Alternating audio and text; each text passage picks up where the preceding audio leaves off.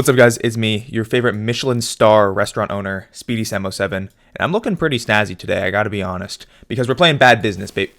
What do you mean we lost? Okay. Now that we're actually into a match, first of all, I want to preface this video by saying that I don't know why your allies in this game are red. I don't know if my settings are messed up or something. I swear I didn't change anything, but man, has it been throwing me off. I've played a couple matches already, and I will literally just be running around, I'll go like this, and I'm like, wait, that's a friendly. Why is he red? I don't know. I haven't played on this map before also. I did a couple test matches as I usually do. Enemy spotted though. Hold on. Okay. It's alright, it's alright. I haven't tested this loadout. I'm bad. I'm bad. I'm bad. That's bad. There's a lot of enemies over there. Wait, there's an enemy literally in... Okay, he's right in front of me. Anyway, so while I'm playing some Bad Business and getting some epic kill streaks, hopefully, I thought I'd talk a little bit about... Do like a maybe first for this channel and like... Wait. I can walk. Oh, this isn't that deep. I thought I could walk on the water. And do a little bit of yapping about why I got into shooter games in the first place. And like why I'm good at them, I would say. To make a long story short, I play shooter games because they're fun. And I'm good at them because I play them. That sums it up. But it's a little more interesting than that. So I mostly played shooter games. The first shooter I really ever played was like some modded Minecraft server. Okay, I don't know how I'm alive. It was some modded Minecraft server that was running some like Cowboys versus Cowboys game mode. And I played like a modded Minecraft server that had like guns and stuff. And that was like my first experience with shooters. And this was like way back in the day. This was like 10 years ago. And so after that, wait, he just crouched down. How do I crouch? Is it? Okay, I don't know. And I'm not going to find out in time to actually do it. Whatever. So that was, like, I would say what my first experience with shooters was. And then after that, you know, I kind of, like, had the whole thing where, you know, you play on your friend's Xbox at his house. I'm about to die because there's a guy with sniper. And so then after that, you know, I got into playing shooters on my own. And the first one I got really into, I mentioned this on stream, was Overwatch. Overwatch was my baby. Back in, like, 2017... when I first made my account, I took my hand off my mouse to adjust my headphones, and I paid the price. Don't play Bad Business unless you're fully locked in, guys. You will be punished for it. Anyway, so I was playing Overwatch, like, back in 2017, like, peak Overwatch, and I was playing on literally, like, my mom's laptop, and it was the most jank, terrible setup ever. I don't even think I had headphones until, like, a year or two into playing. Just, like... And I just played it because it was fun. I don't know. Like, people... Like, Overwatch was pretty good about putting me in equally bad lobbies. Or in lobbies with equally bad people at the time. And I'm about to die here. Wait, never mind. I'm at 8 HP. That's pretty cool. And so, yeah, I had a lot of fun playing Overwatch. I mainly played Bastion because we all remember how broken Bastion was. And it didn't really matter if you could aim or not. And I remember playing on my mom's laptop, getting like 15 FPS and just having a blast on Overwatch for literally hours at a time. But the reason I got into shooters, this is what I think it was, is my mom, okay, she was very concerned about my my screen time usage. And so she wouldn't let me play for more than an hour a day. And holy smokes, is it hard to grind out, let's say, like Minecraft or Terraria when you could only play an hour a day on weekends. So that's, I think, why I stuck with shooters is because, you know, all the grindy games, I didn't have the time. You know what I mean? I couldn't get good at the grindy games. But because in shooter games, it doesn't really matter how often you play so much as how good your aim is. That's a nice little spray right there. And my aim was like decent, right? That was something that could carry over between like from week to week and I could improve. And I remember like 2018 when I first found out about like Overwatch Competitive League, and I was watching all these like how to get good at, like, I think the first character I really wanted, or the first hero I really wanted to get good at was McCree. Is what he was called back in the day. And I wasn't a sweat because I kind of sucked at the game because, you know, I was like probably 13 and playing on my mom's laptop with like just a terrible setup, like using the worst headphones ever, using like a terrible mouse. It was rough, but I had a lot of fun. And so I remember looking up all these tutorials on like how to get good. And I remember being just so disappointed when one of the tutorials, like I was just totally like dismay. Like I was in dismay. I was in distress. I was like I was very upset, to say the least, when I found out that, like, one of the guys in the tutorials, he mentioned, like, if you can't play, like, 4 hours a day, then you'll never be pro. You'll never be a pro at Overwatch. It's simple as that. And I was like, wait, what? Wait, so I'm never going to be a pro? So I started doing everything I could to convince my mom to let me play Overwatch more. I did all my chores. I did all my homework. I did literally everything. But unfortunately, I don't think it was my playtime that was holding me back so much as, wait, let's take out the secondary here.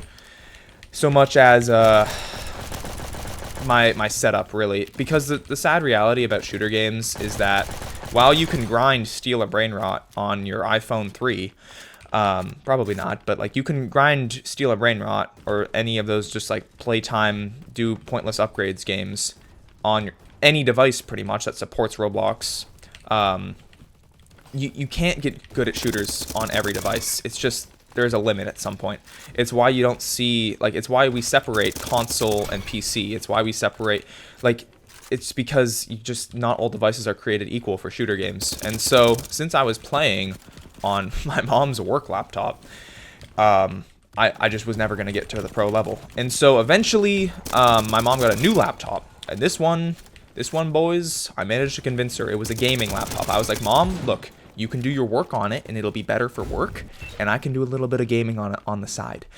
And that was great. I actually got good frames. I started to get better at the game. And then eventually, I got a job. Sorry for using that word. I'm sorry for my language, but I got a job. It's what had to be done. And I knew exactly what I wanted from day one, baby. I was getting a PC if it was the last thing I did. And so I worked my butt off, and I saved up some money, and I got a PC. And when I tell you that was one of the happiest days of my life, it wasn't. And I'm still questioning to this day if spending thousands of dollars on a computer, wait, this guy's still alive, was worth it. So if you don't have a PC, don't make my mistake of spending thousands and thousands of dollars on it. Do your research, find out what games you, okay, I'm just running into a corner. Do your research, find out what games you want to play the most, and then optimize. Honestly, my only regret is not getting, like, I got high-end components at the time, but because I was like, I want a PC that can run everything, right? But what I didn't do was look up the FPS per dollar. So my PC gets really bad FPS per dollar, if that makes any sense, right? Like, the frame rate is good, but the amount of money spent on it is disproportionate, if that makes any sense. So anyway, my only regret, wait, that's a friendly. See, it happened. He's red. I don't know why he's a friendly. Anyway, but yeah, my only regret when building my PC is not optimizing for FPS per dollar. So there's calculators online you can use that will tell you exactly the FPS per dollar you'll get for your build if you put in all the components that you want. Anyway, but when I got my PC, I could play more now. I could play Overwatch more. And so the summer that I built my PC, I don't think I've logged more hours on Overwatch. I got like double my lifetime hours on Overwatch in like 3 months over the summer that year. Because I was just obsessed. I wanted to get better no matter what. And eventually I found out that I kind of hit a wall. I peaked like gold, I think, in Overwatch on Tracer. And I don't know, I kind of just got bored of the game. They started making kind of some weird updates. They started making decisions that I didn't really like and adding heroes that didn't really feel unique anymore, and kind of just felt like, well, you know, it's a new season, we have to release a new hero, so you know what that means, get them to cook something up, and then whatever it is, we'll just fart out onto the game. And so it didn't really feel like the updates were valuable anymore, and so I just got bored of the game. I kind of lost interest. And then around that time, I started to play like more Siege and got into other shooter games. Because I was good at shooters, right? Oh, he had spawn protection. I was wondering what that was. Because I was good at shooters, and so I was like, well, you know, I'll go play some shooters. It's just the style of game that I enjoy. And also around that time is when I got really into Phantom Forces and got really into Roblox shooters, because I found out that, you know, most of the kids on these Roblox shooters are not that good. And so they were kind of like my skill level, you know? Oh my, speaking of my skill level, it just went down by like 50%. What was that spray?